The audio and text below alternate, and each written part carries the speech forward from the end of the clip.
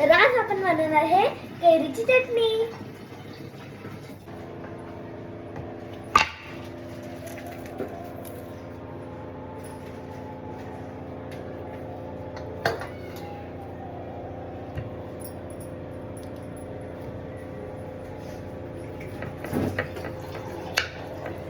पहिले आपण या कैरीचा वरचा भाग कापून घ्यायचा। ह्याचे छोटे छोटे तुकडे कापायचे। पहिले असे स्लाइस कापून घ्यायचे, मग या स्लाइसला तुकड्यामध्ये कन्वर्ट करायचे। तुम्हाला जसं हवं तुम्ही तसं कापू शकता, किंवा मग तुम्ही स्लाइस मध्ये म्हणजे उभे उभे कापून त्याला स्ट्रेट पण अशी कापू शकता तुम्ही। मला आता चटणी खायची, मी ग्राइंडर मध्ये मिक्स करणार आहे, म्हणून मग मी अशी कापते। आता कापते, मला थोडं जड जातं कापायला, पण आता एक रील साठी तेवढं चालतं। ही चटणी खाल्ल्यानंतर तुम्ही असं म्हणणार की मला ही चटणी परत पाहिजे।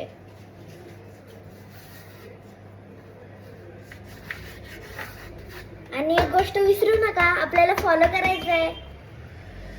जर तुम्ही हा व्हिडिओ यूट्यूबला बघत असाल तर यूट्यूबला तुम्हाला सबस्क्राईब करायचं आणि लाईक करायचं आहे, आणि जर तुम्ही इन्स्टाला बघत असाल तर तुम्हाला फॉलो करायचं आहे। तुम्ही मला कमेंटमध्ये हे नक्की सांगा की तुम्हाला ही डिश आवडते का, आणि जर तुम्हाला ही डिश आवडली असेल ना तर कमेंटमध्ये नक्की सांगा। कमेंटमध्ये सांगितल्यानंतर मला सांगा की अशी डिश तुम्हाला अजून पाहिजे असतील तर कैऱ्यापासून काय काय बनते मी तुम्हाला नक्की सांगेल, कारण की कैरी माझी फेवरेट डिश आहे। कैरी मला खूप आवडते। कैरी खाण्यात काहीच नाही। मम्मी पप्पाला म्हणू दे कितीही खोकलं होऊ दे, कितीही काय होऊ दे, पण अरे कैरी खाणारच आहे। माझी मम्मी भाकर करते, किती छान भाकर। आपण पटपट पटपट कापून घेऊ। माझं कापूनच नाही झालंय, म्हणजे पप्पा यायच्या आधी मला पटकन केलं पाहिजे। आपण आता दुसरी कैरी घेणार आहे। कैऱ्यांची चटणी करणार आहे। तुम्हाला जेवढी कैऱ्यांची करायची असेल तुम्ही करू शकता।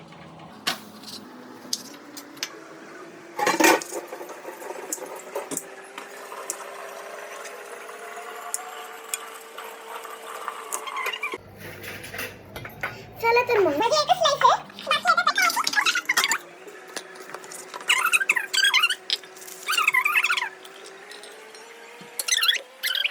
आता आपण कट केलेली पूर्ण कैरी आपण या बाउल मध्ये घेतलेली आहे। तर आपल्याला एक ग्राइंडर घ्यायचं आहे, तुम्ही छोटा मोठा कुठलाही यूज करू शकता। त्यात आपण सगळी कैरी टाकून देऊ। आपण त्यात सगळी कैरी टाकलेली आहे, तुम्ही बघू शकता। आता आपण त्यात थोडीशी चटणी आणि थोडीशी मिरची आपण त्यात मिक्स करू। थांबा आता। तर आता आपण मिरच्या धुवून घेतलेल्या आहेत। आता आपण ही ग्राइंडर मध्ये डायरेक्टली टाकू शकतो। थोडीशी आपण रेड कलरची चटणी टाकू, त्याला काय म्हणतात इतकं मला माहित नाही। तर आपण त्यात थोडंसं मीठ टाकू, आणि आता आपण रेड कलरची चटणी टाकू। मी इतकी घेणार आहे, तुम्हाला जेवढी टाकायची तुम्ही टाकू शकता। आता आपण त्यात थोडंसं मीठ टाकू।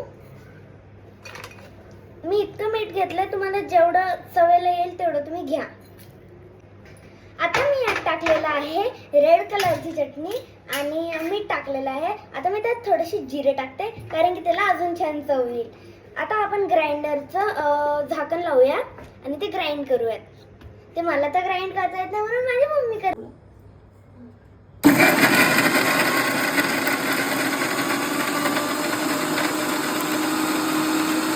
आता माझ्या मम्मीने ग्राइंडर मध्ये ते ग्राइंड केलेले आहे।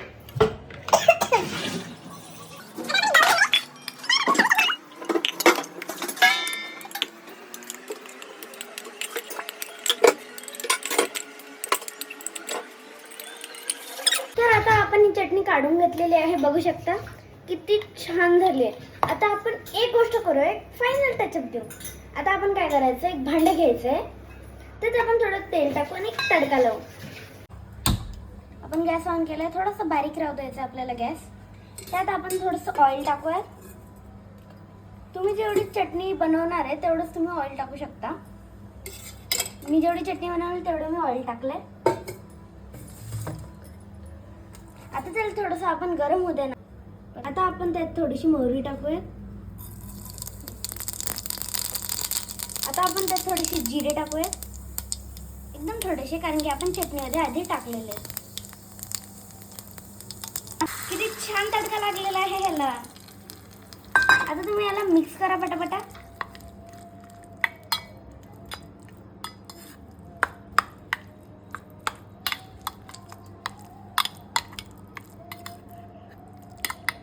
इतका छान खमंग वास सुटलाय ना याचा, मला तर खूप आवडलं.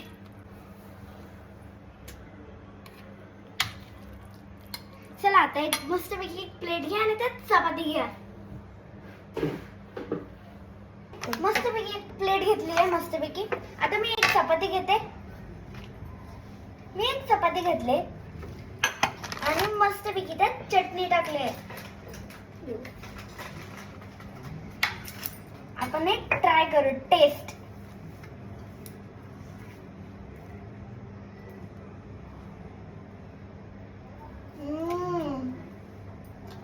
इतकी छान झाली आहे ना ही चटणी.